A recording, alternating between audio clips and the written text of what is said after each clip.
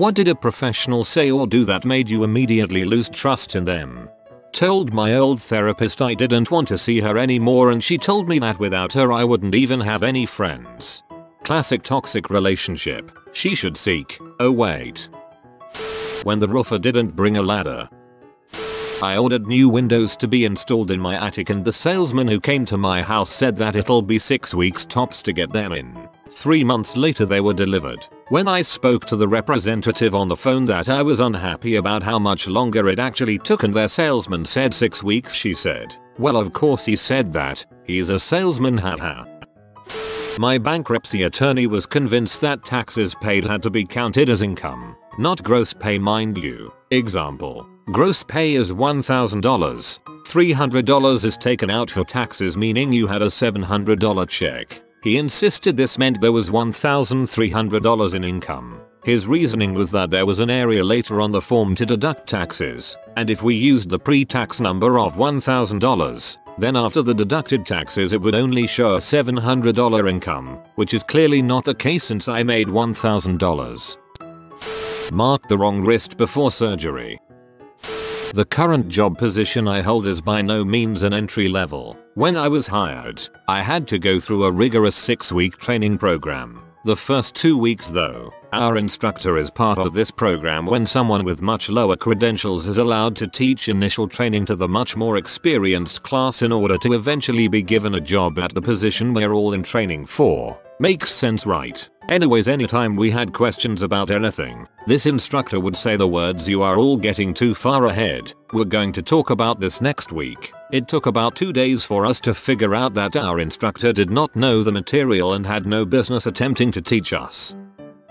I broke my arm and went to an orthopedic office. I didn't like them from the first appointment because I had an appointment and they made me wait for about 2 hours. Then they had their secretary take my past medical history, which is extremely complex, in the waiting room. On a follow-up appointment the tech removed my cast. PA came in to assess my arm and went to my non-broken arm, assessed strength and range of motion and swelling and told me it seemed to be healing nicely. I told her that's great, since that one was never broken. Once she finished repeating the process on the arm that actually was broken, she sent the tech in to recast my arm. I had to stop the tech from casting my non-broken arm. On my appointment paperwork she wrote that she recommended I take ibuprofen for pain relief. That was exactly 2 sentences after where it stated NSAIDs, like ibuprofen, cause life-threatening airway swelling in me. Same office wanted to charge me $50 every visit to sign a form that was literally one checkbox saying if I was cleared or not for full duty at work.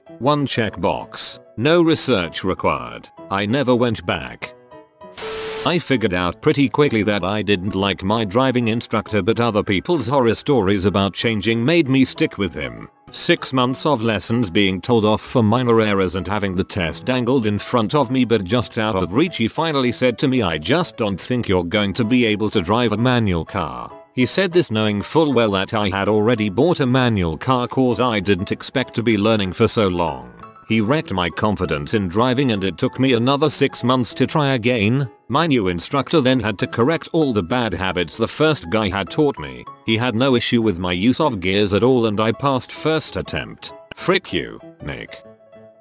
A plumber in the middle of a job that had to drive back to the shop to get a part that was pretty basic, and then charge for the time it took to do that, and then installed it incorrectly, and then returned a week later to fix the mistake and asked what idiot installed it that way, and then installed it wrong an entirely new way.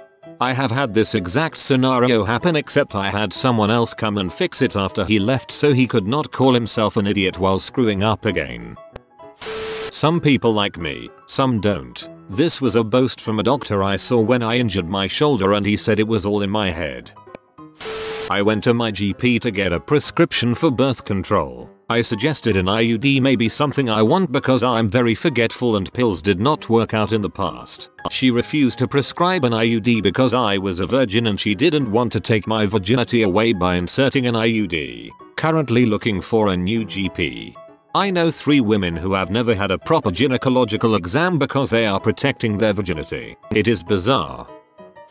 My car insurance company had an agent who reviewed my policy with me, and while trying to get me to sign on to life insurance, wanted me to get an amount that would pay off my students' loans and have my parents set for life. My parents. She refused to listen even when I told her nobody even co-signed my loans and that I have no contact with my financially comfortable, abusive, healthy parents. I ended up writing a long email to the company including wondering if they no longer wanted me as a customer.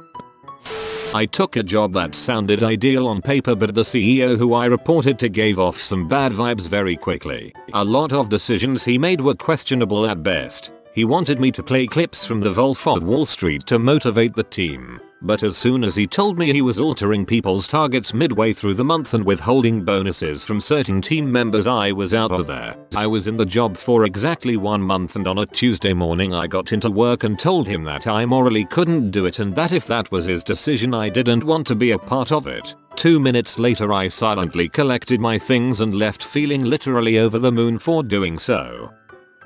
When I was a teenager in high school, I really wanted to apply for an astronomy camp program that summer, and you needed a letter of recommendation from a math or science teacher. My higher grade was in chemistry, so I asked her. She said she would, but be aware that she'd have to say I don't always focus on my work as I should. I said fine, that was true, worked really hard on the rest of the application, and got in. Ran to school in excitement to thank my teacher for her letter, and she couldn't hide her look of utter astonishment, and I realized what was up. A few months later, when at that camp I nonchalantly asked the director, she wrote me a bad letter, didn't she? He immediately pulled me aside to say yes. It was so bad that it was a full page saying terrible things about my character and scholarship, so he knew to discount it but wanted to let me know, which was in fact good to know, because I had AP chemistry with her the next year and she kept doing stuff like getting me sent to the principal's office for a B at the quarter. That still bothers me a bit to this day. I was your classic bright but bored kid and was obsessed with astronomy, and any educator worth their salt knows a kid who can't get good grades in chemistry class can thrive at a summer program. If she didn't want to write me a letter, one can just say no, but spending all that time writing a bad one? Pretty low thing to do to a teenager. I saw a doctor after a mental breakdown who told me I had anxiety and then asked me if I had tried not being anxious. You need a diet of 1000 calories split into 5 small meals, no fat at all, and you need to do some video trainings with Mel B, professional and certified sport dietitian whom I visited because I wanted to have a professional weightlifting training plan and diet. Stupid me actually tried to follow this diet for 3 months and stopped it after fainting several times during the day.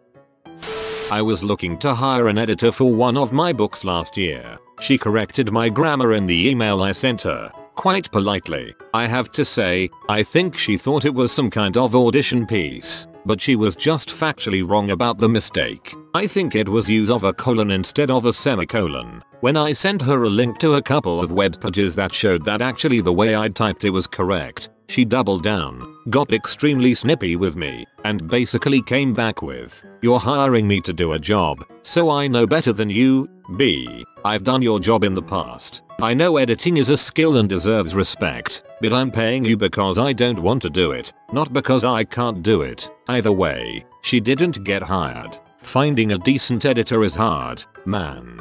That's so cringy on so many levels. My mom has always had amazingly manicured nails. She did them herself and they always looked perfect. I took her to many of her doctor's appointments as she got older, and witnessed a nurse launch into her about the dangers of acrylic nails, especially for a diabetic like mom. Mom told her, and I told her again and again, those aren't acrylic, they're just her nails. Yet she kept on telling mom that she needed to get rid of the fake nails. I have never before witnessed such a stunning display of a complete failure to listen. I was planning a kitchen reno in the apartment building I used to live in, and I had a plumber in to give advice estimates. I lived on the ground floor of a 5-story complex. I wanted to relocate the sink, and doing so would take it from one side of a structural column to the other. Wooden building, and these internal columns were typically 2 6s nailed together. I was trying to come up with a clever way to reroute the plumbing, and this guy just grinned and said, "Just cut through it and don't tell anyone." I smiled, thanked him for his time, and don't let the door hit your butt on the way out, pal. I went to my therapist once and told her about my depression and how I didn't want to live anymore. Explained how I couldn't bring myself to do things, even small things I used to love doing because I just couldn't be bothered to live. She suggested I was just being lazy. I tried to defend myself but ultimately I just agreed because she wouldn't listen to me. Flash forward another few months. I finally told her my story of being groped, after not having told anyone my entire life. And after 1.5 hour session she said I should be over it and to stop talking about it and move on. That's disgusting. How do people get jobs like this if they don't even understand what trauma and mental health issues are? About 20 years ago I had a well-known nurse practitioner who was married to one of the doctors in the practice. I had developed a weird combination of symptoms along with a silent strep infection. Anyway, she came in telling me about people she knew, giving first and last names and asking if I knew them and telling me about their strep infections and symptoms and crap. That was the last time I made an appointment with her. I knew it was straight up illegal to talk about other people's medical conditions and it made me wonder who she told about mine. Horrible, horrible woman who thought she was untouchable because she was well off and married to a doctor. High school guidance counselor, talking to her about what schools I was applying to. Me. So I'm looking at these state city schools as my backups. But I am mostly looking at this private school because they sent me, She scoffs, interrupting me. Honey, your family could never afford a private school. A letter offering a full academic scholarship. You don't need shaded safety glasses, as I was staring into a 2,500 degree furnace. Car salesman, you don't need to worry about those new diesel laws. We all drive diesels and it really won't change anything. 10 minutes later, I drive an M3. My professor said it's not her job to grade our papers correctly. I had repeatedly gone to my GP about a nagging pain in my arm. He did some blood work to check for a vitamin deficiency and sent me for an X-ray which didn't show anything. He then decided my pain must be because I was an anxious female. On my last visit I mentioned I had also been struggling with breathing properly and had some chest pain and was starting to get quite concerned. He said, you're just anxious. But what do you have to be anxious about? You have a husband with a good job, and sent me on my way with a prescription for Zoloft. 2 days later I was in the ER being diagnosed with a pulmonary embolism and now I have a new doctor. I, 17 at the time, have had a long history of migraines and recently came down with some pretty severe vitamin D deficiency, which for some reason caused my migraines to come back after 4 years of having them under control. So I went with my mom to a neurologist. Our appointment was at 1:30 and my mom had a haircut appointment later at 5:30. So we get to the neurologist's office at 1 o'clock to fill out paperwork and stuff. We aren't called back until 4 o'clock. When we get into the office, the doctor takes another 45 minutes to even show up. When he does, he isn't at all apologetic and starts saying that, based on my file, what I've been experiencing probably isn't migraines and aren't a problem. Right off the bat, we could tell that he's an arrogant butthole. After a few, about 15 minutes of him questioning me and writing off my symptoms as coincidence, WTF, my mom says, look, we waited hours to see you and I've got other plans to get to tonight. Are you going to actually be helpful? To which the doctor responds to by harassing my mom and to telling him what other plans she has. She says a haircut. Listen, woman, what's more important, your hair or your son's life? Considering the fact that he'd been completely disregarding everything that I was telling him about my headaches, it was apparent that my life didn't matter to him. Needless to say, we won't be going back to him again. A religious, professional therapist once told me that the only reason I'm depressed is because God was disappointed in me. Thanks man. I was gonna kill myself last night but I'm really glad I didn't so I could hear you say that. If you go on birth control and give up condoms, you will become immune to semen. Also, going to church will help treat your condition. A pretty expensive option. That's like a really bad explanation of why some people have fertility problems after being on birth control for a while. Took my kids to a local optician for years. I queried a few times with them about glasses as I felt they couldn't see very well as they were getting older. Some glasses were given, but they were only to wear them if they absolutely had to. Cue my kids not wearing them hardly at all. The advice was this would strengthen their eyes and hopefully reverse their short-sightedness. Took them to the races. They could not see a thing. What horses were running, boards with winners' placings on, etc. Took them straight to a new optician who immediately gave them glasses and contact lenses for permanent use and were horrified with the old optician's advice. Apparently your eyes get worse if you don't wear glasses when you're short-sighted, not better. I still don't understand how they were managing at school. This one is more about my mother losing trust in a physician than me. When I was a kid, maybe around the age of 8, I was allergic to red food coloring, red dye 40, specifically, but I avoided them all. If I came into contact with it, my face and throat would swell up, my skin would itch, and my temperature would go up. Back before we knew what was causing this, my mom took me to several different doctors to figure out what was up. The one I remember had me take several allergy tests, cut dairy out of my diet for 2 months, and take cold medication for that time. All to turn around out of the blue and say it's because she's getting ready to start her cycle. What in the frick kind of theory is that? My face and throat are swelling because I'm about to get my period. Seems legit. We didn't go back to that doctor. My mom figured out what I was allergic to on her own by recording everything I ate for 2 weeks. Good job, Mom. And had her observation verified by a less wandering womb type physician. I didn't start menstruating until 6 years later. In case that doctor sees this and wants to know, I randomly quit being allergic to red dye when I was 12, at least in a severe way. Don't take your kids to doctors who blame something that acts like a peanut allergy on their menstrual cycle.